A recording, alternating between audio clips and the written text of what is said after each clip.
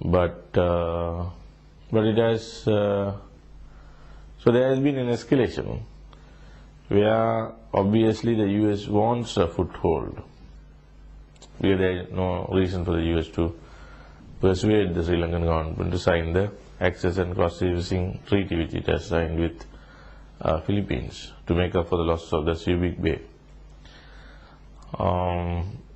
This internationalization, or the Sri Lanka becoming a place where there is an international power struggle, is threatening the peace process itself, because peace is not actually in the minds of those who are trying to gain a foothold, where it is instability that they need, either total instability or a government that would toe their line.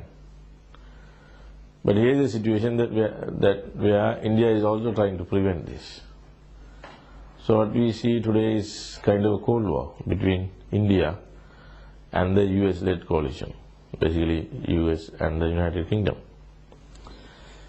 So the question before the Tamils is to see that they don't get sucked into this situation and thereby allow anarchy to prevail, because anarchy would be the thing that these powers would want. If you look at how the Americans use the Pashtuns, the Pathans in Afghanistan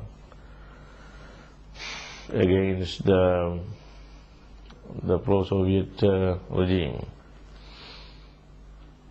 Then how India has used the Chakma rebellion to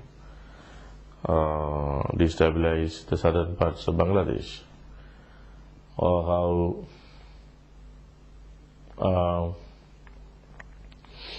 the various ethnic groups in Central Asia are being, how the Chechnyans are being manipulated. You find only kind of what they call terrorism, but it is violence that is manipulated by the big powers to keep the pot boiling.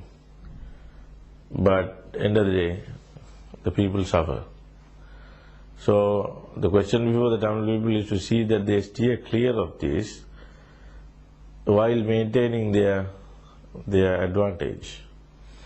Because this involves problems of the big powers seizing your weapon shipments, or sending out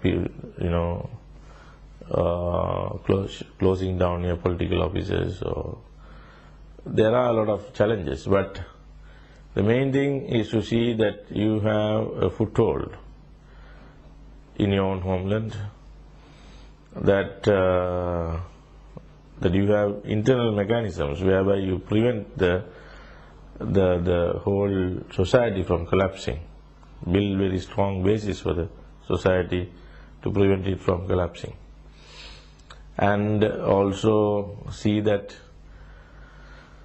opportunistic forces that can side with these external powers are neutralized in the sense that they are made to see political reason and